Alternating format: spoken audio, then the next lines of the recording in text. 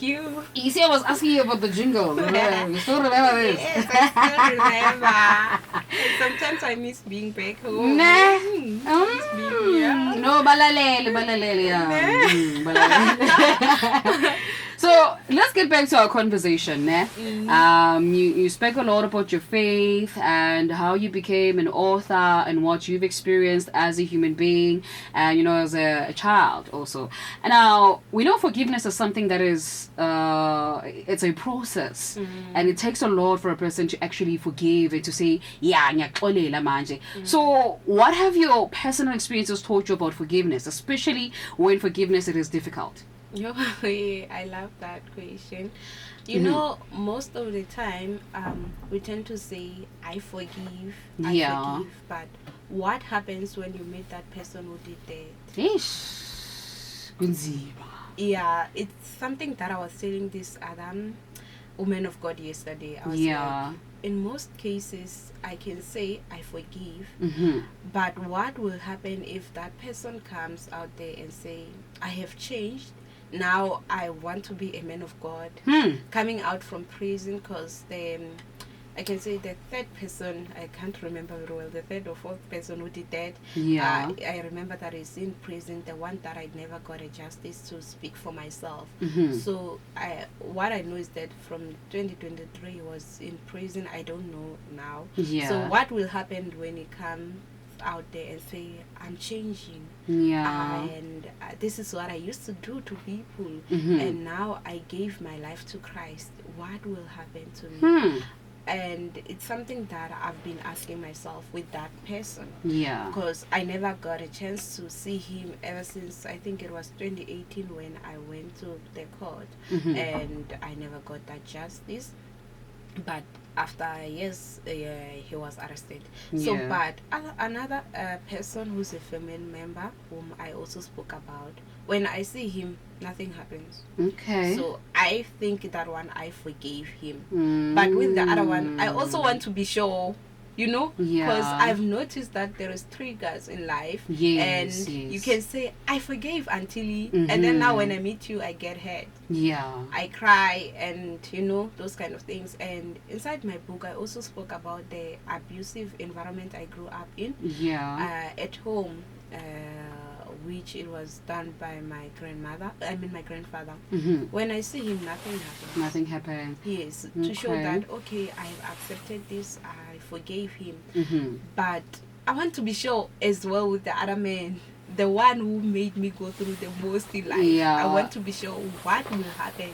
You see him. Yes, and I'm like, God, I want to see him. I want to check what is it that will happen. Yes, I want to check that. So I can't say with him I forgave until I get that chance. Maybe someone was actually, when I went to the podcast, they advised me that you should fight for your justice. Maybe that's what I can see. But I'm also like, ish, God, what is the need of me going back to relive that moment? Because when I see him, everything will come back. Yes. So with him, I don't know where I am with him, but I'm praying that God help me to the point that when I see him, it's more like a stranger. I no longer have that pain or something like that. And then another thing that I can say is that when I think about what happened, I no longer cry.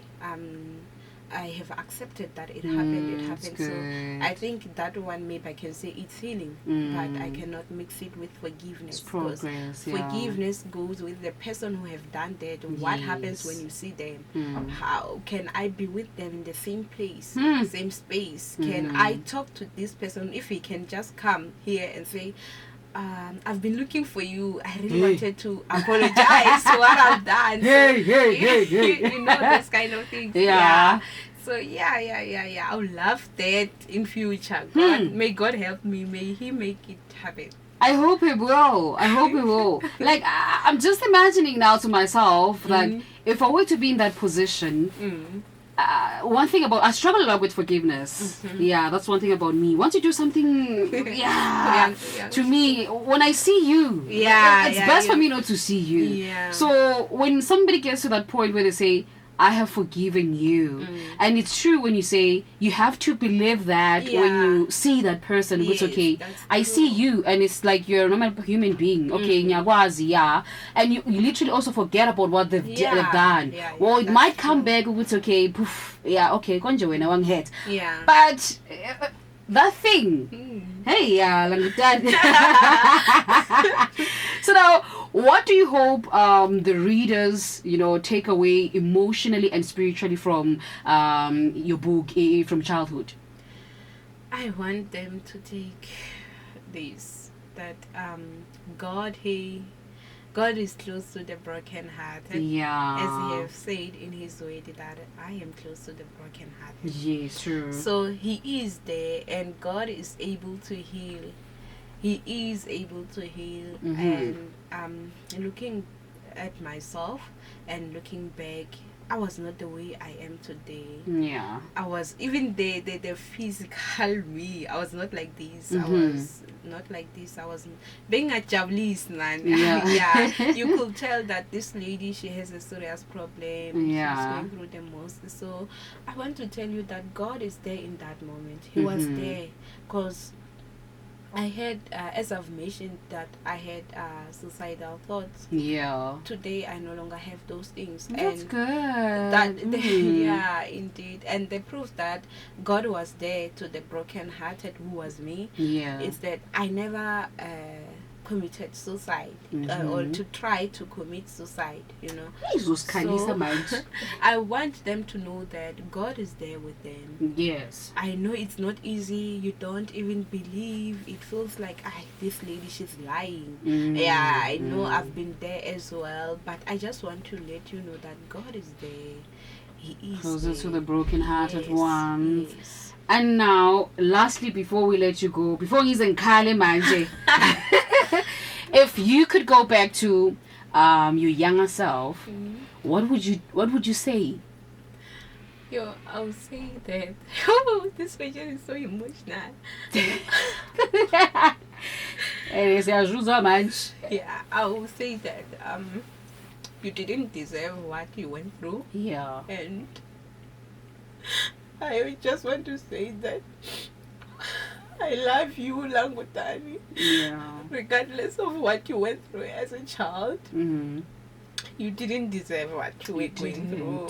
Yeah. And you had to be an adult from the childhood with the things that you were going through. Yeah. But one thing that I know is that God heals and God restores everything that I've lost. My confidence, my happiness, and I cannot really say happiness, I would say joy that comes in the morning. And the word of God says that we need to rejoice in the Lord. So that joy is back. That confidence is back. I love to see the Langutani that I am today compared to the one that I used to see in like back in childhood, because there I really lost who I was.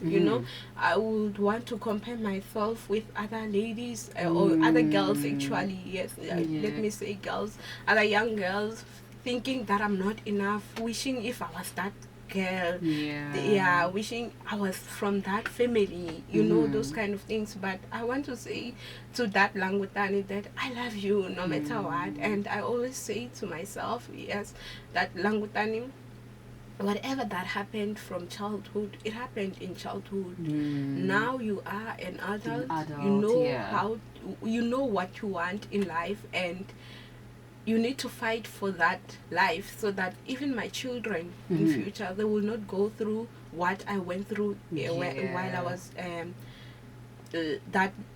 while I was in that childhood. So I would say that I love that Langutani, regardless of what she went through. I love her, regardless of how she was bullied, betrayed, abused. I love that Langutani, and I want to thank her for leaning on God no matter what. And I am proud of her because she has produced a strong woman. Yeah. Yes, I don't mean that people should come after me thinking that I'm a strong woman.